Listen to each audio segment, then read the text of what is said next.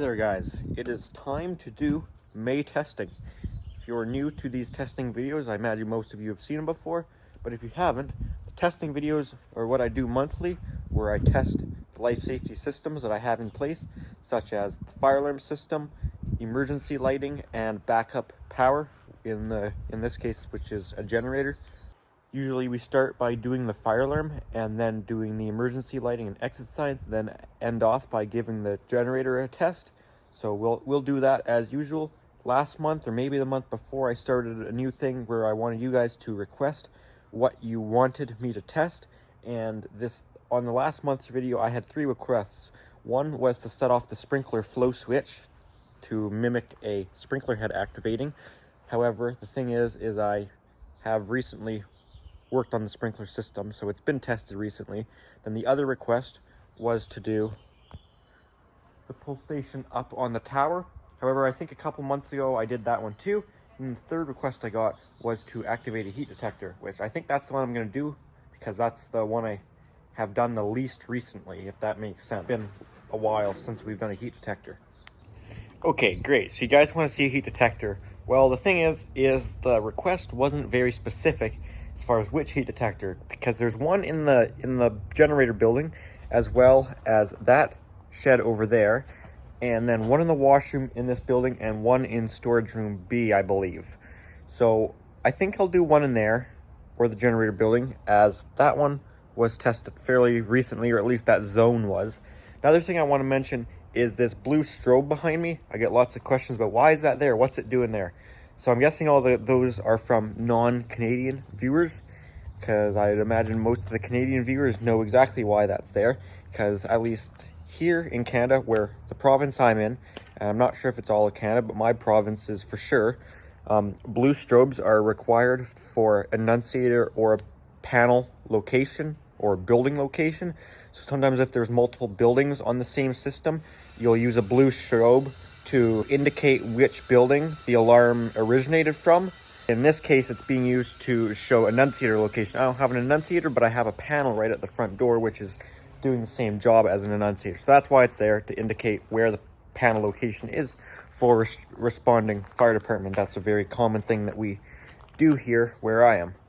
So let's get started by setting off a heat detector and activating the fire alarm system.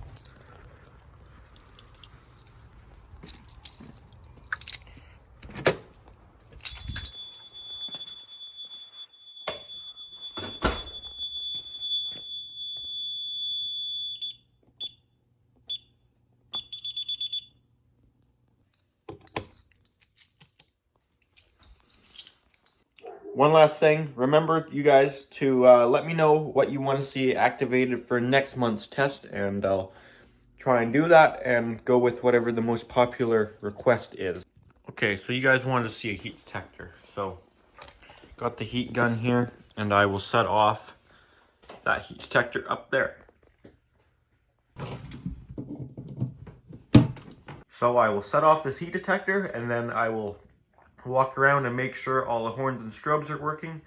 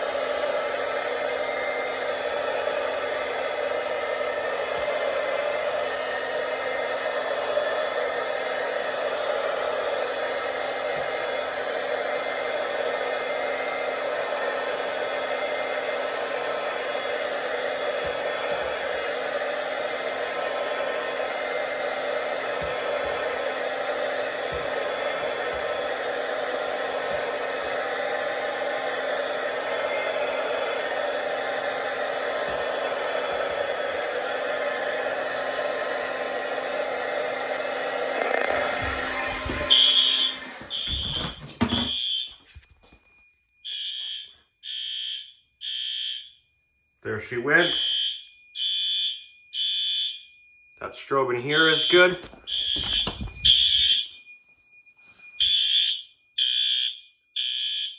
That horn strobe is good.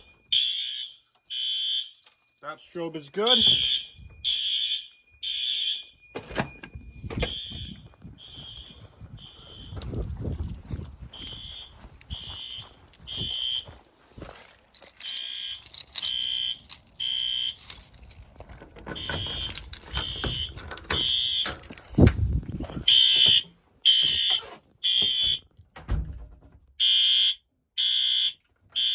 That guy's good. By the way, guys, I just did all the trim on that shed recently.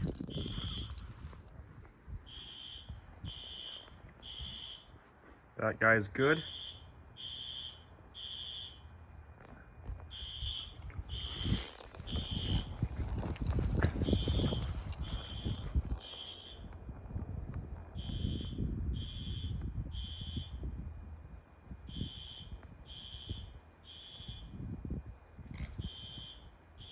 That guy's good.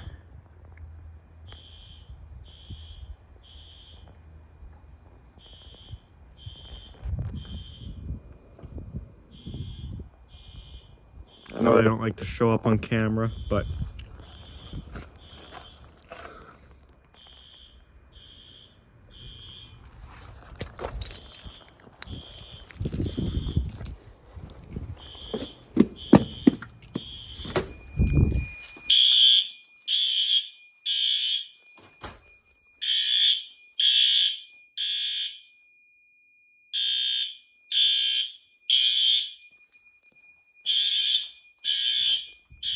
very loud, high volume.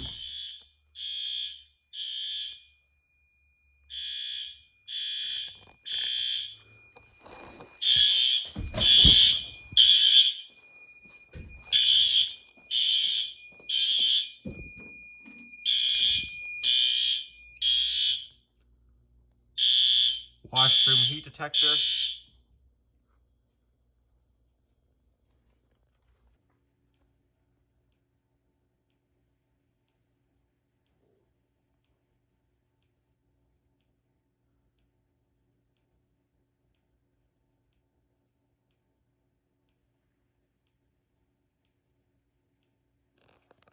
I'm gonna set off the carbon monoxide detector and get the yellow strobes to flash.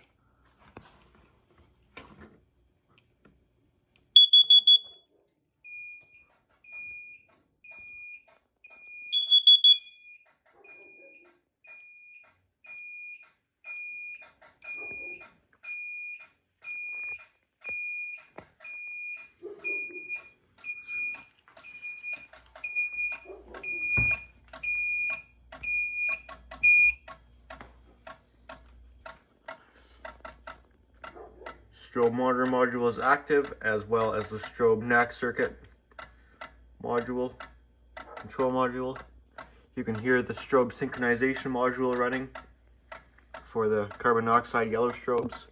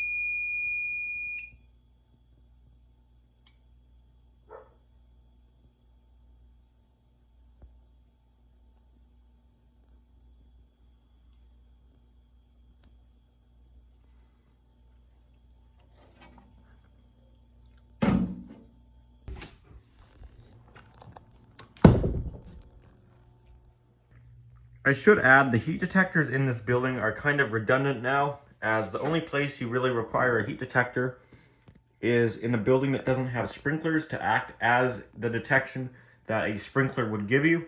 But sprinkler kind of gives you the same function as a heat detector, other than it doesn't offer rate of rise. sprinkler does also activate a little bit hotter at 155 degrees Fahrenheit, or I think 68 Celsius, versus the heat detector is, I believe, 57 degrees Celsius or 135 Fahrenheit. I could be wrong on those numbers. And so it does, the heat detector would, in theory, activate before the sprinkler head, as well as the heat detector. I'm not sure if these ones do, but lots of them offer a rate of rise detection, which the sprinkler head is just fixed temp. But end of the day, the sprinkler also has water behind it, so it's going to be more effective. So the heat detectors are really kind of redundant in here. I could remove them now that there are sprinkler heads at every location where there is also a heat detector. Okay, now let's do the emergency lighting. I have a few emergency light circuits. There's one, there's another, and this one does some too.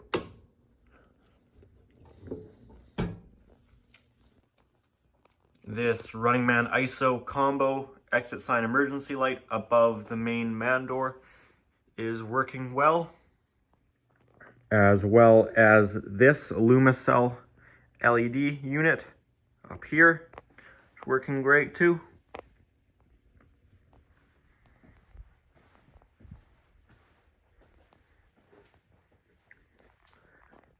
This guy is working good up here. The emergency lighting in here that's actually really needed is really only the exit sign combo is good to have for the exit sign function, but it doesn't even really need to be there because of this guy. This is really the only one that's needed, since as far as the storage rooms and stuff, it used to be like if there's a power outage, I could still go in there and grab stuff, but now there's a generator which will keep the normal 120 volt lighting going just as usual, so they're not really needed. Still nice to have in the main area where you're actually going to be located when the power does go out, so you can still see to evacuate or to go out and get the generator going. But really you only need that guy. Will pretty much do all that's necessary, because I used to have it really overkill because there wasn't a generator, so the emergency lighting would actually give you enough light to work, but now it really doesn't need to be. So that guy is good to have, and that combo is good to have, as well as this guy over here is nice through the back area, but that's probably all that's really needed in here. Though, as you guys know, there is more. So we'll take a look at it. This guy up here in the bathroom is working well.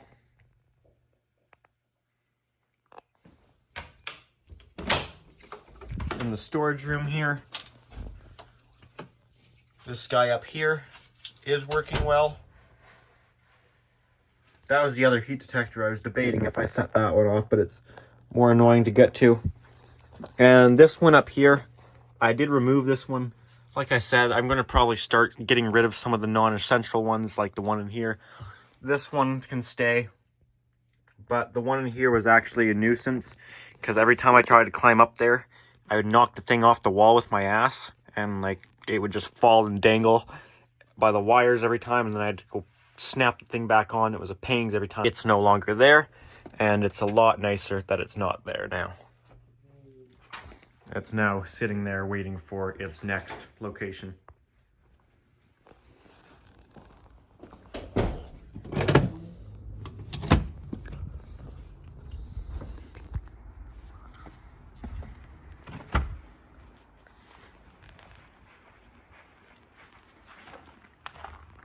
This outdoor fixture out here is also working well.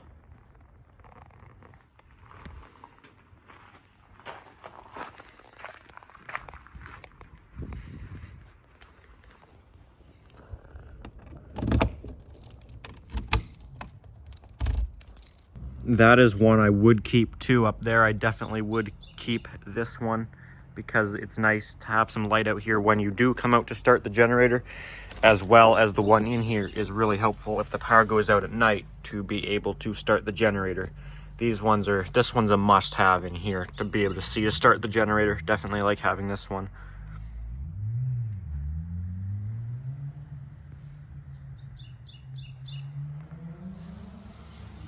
We won't lock this door because we'll come back here in a little bit.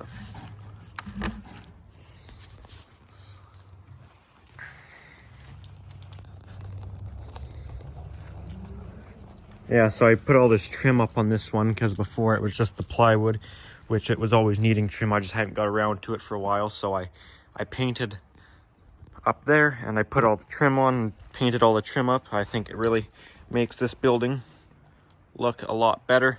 Kind of need something up there. I haven't finished that yet, but it's got trim all around it now, so it definitely matches the large or the garage over there.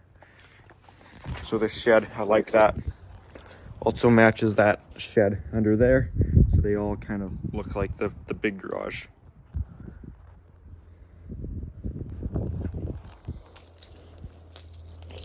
So we'll check our emergency light in here.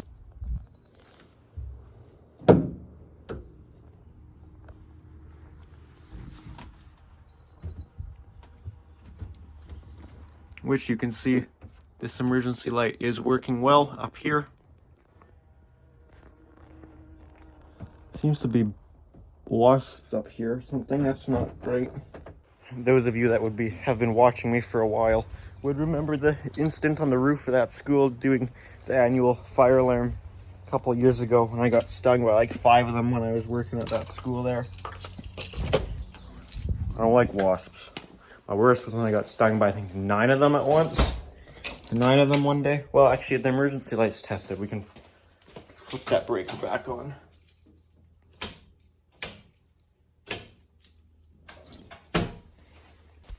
I'll get them with some of this stuff.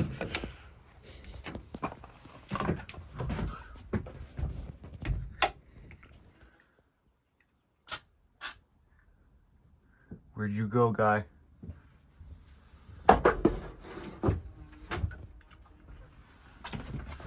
Hit me in the face.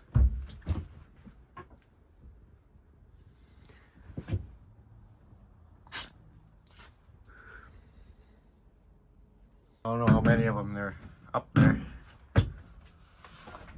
Might be the only guy. Okay, couple more emergency lights and then we'll do the generator. What's going on, Ayla?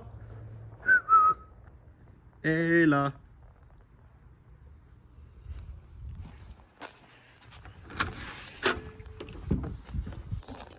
Here's this guy in this shed here.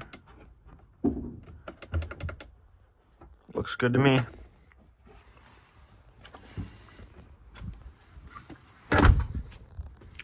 Then there is the guy in the house upstairs, which pretty much goes down the hallway and does the entire upstairs. I like having that one there.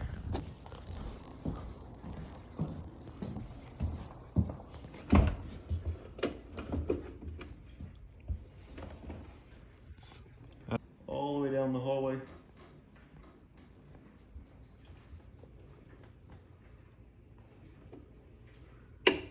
So that one's good. I've been asked before about the home smoke alarms. Well, there's only one in the whole house right now. It's only this one upstairs. I think they're ionization. They're kind of crap. They're Kidda from 2018. So they're like going on 6 years old, I guess. So someday I'll swap those out to something else. I just hate the way they sound. All the residential ones are so high-pitched and horrible.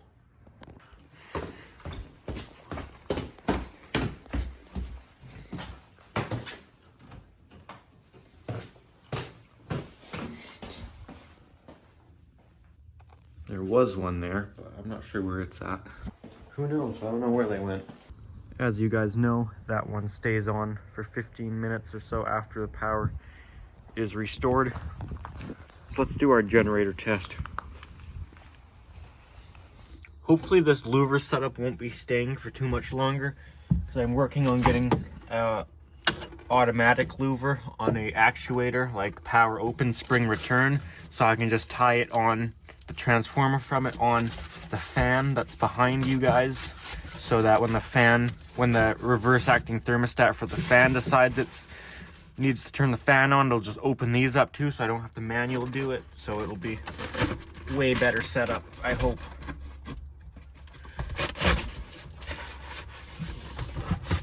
Because this kind of sucks.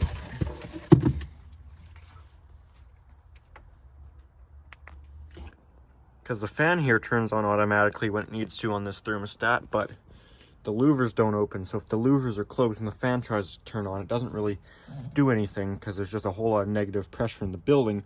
But also if I leave those open all night, certain times of the year, like around now in May, it still gets cold enough that the heat lamp will come on and it'll try and be heating this building when it's cold outside. So like it needs to be a better setup than this.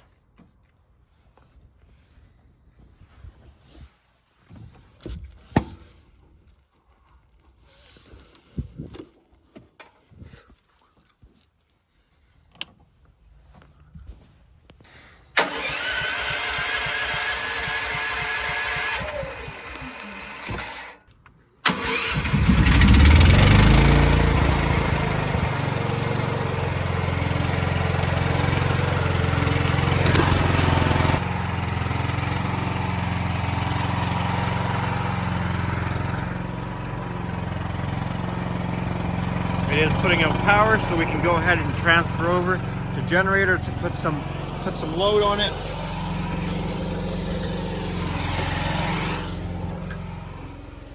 Right now everything is running off the power company. Oh, it looks like I need to clean the filter on the mini split system. Okay, I'm going to transfer over to the generator power.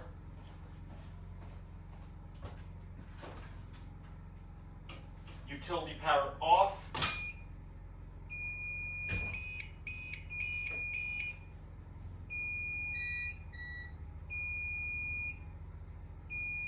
Now we'll throw on generator power in 3, 2, 1.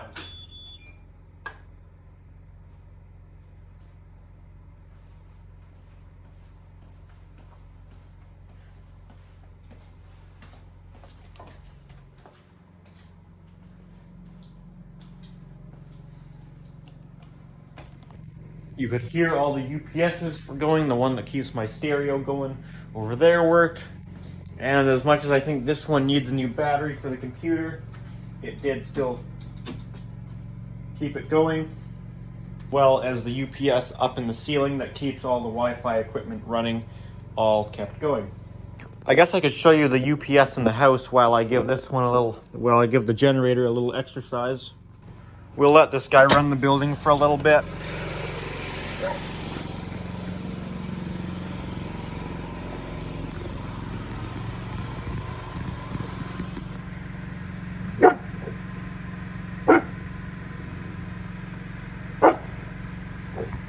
Ayla, you'd be able to bark better if you drop your ball.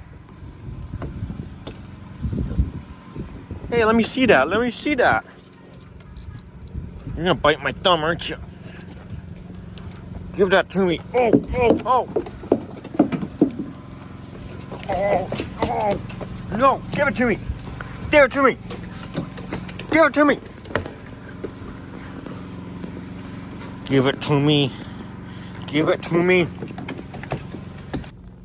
Okay, there's a big old UPS back here that keeps a bunch of the stuff going. It doesn't do the TV, it just does the essential Wi-Fi stuff. Because the UPS keeping all the Wi-Fi stuff going in the garage is pointless if the main Wi-Fi in here isn't on it. This big UPS takes two 18 amp hour batteries. It's a big one. I don't know what half the stuff is, but it keeps that going. It's, I think, the Wi-Fi and it's like a switch built into it, whatever those are called, can't remember. Keeps this booster Wi-Fi thing going. Keeps whatever thing converts the fiber to copper going. Does this thing. I'm not sure if it does this, but I can unplug that thing and you can see the display on it. This thing, I'm telling you right now, this is a noisy UPS. Like, listen to it. It's got a growl to it. It's old. It works still.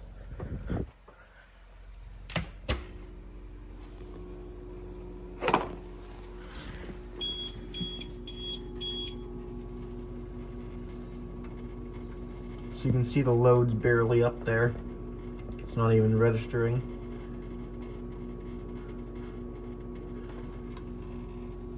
But it's keeping the lights on that. Everything's unplugged here. It's keeping the lights on that. Keeping that guy going. Because it's noisy. But it works, so I just took it home and put new batteries in it, and it works fine now. I think it's keeping something going down there too that changes the fiber to the copper. That might be what this is actually, I don't know. Yeah, I think that's fiber right there.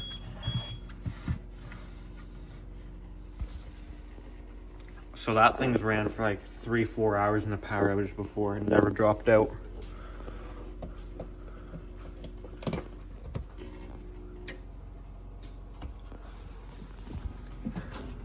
There, it clicked back over. Fans will still run on it for a while though.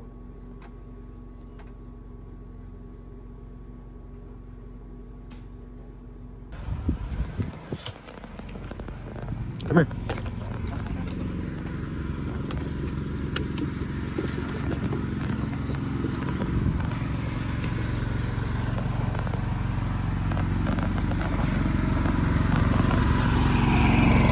Oh, can you not get it?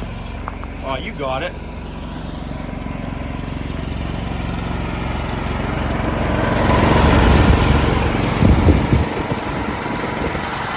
Sucking all the hot air out. Kind of hurts. Most of the hot air comes out of the exhaust, but it's still pulling hot air over the engine and stuff, right?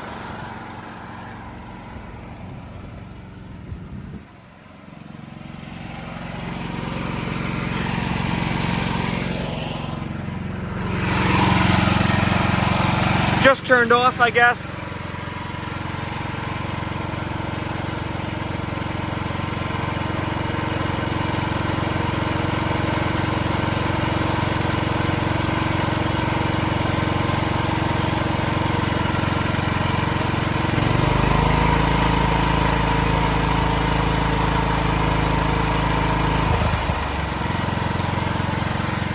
I run it on eco usually.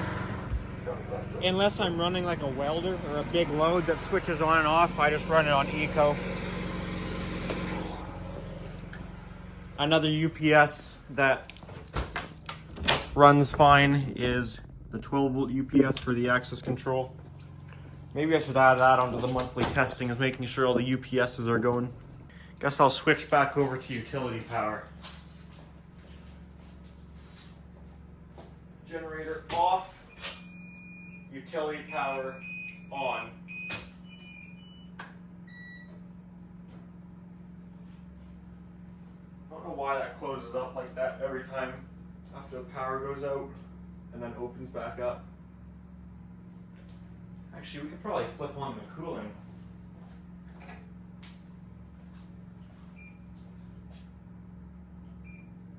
Let's cool it down to 19 Celsius.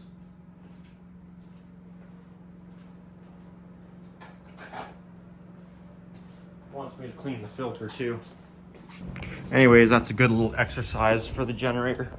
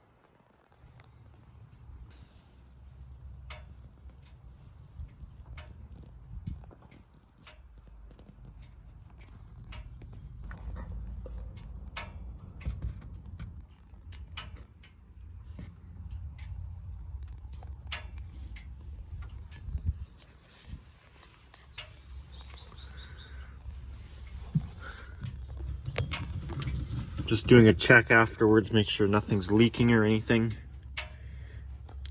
I try and keep this thing pretty clean, take it out every once in a while, wipe it down, make sure it's cleaned off, check the oil, clean the air filter. So I try and keep it in the best shape that I can, keep it clean, so when I need to depend on it, it's ready.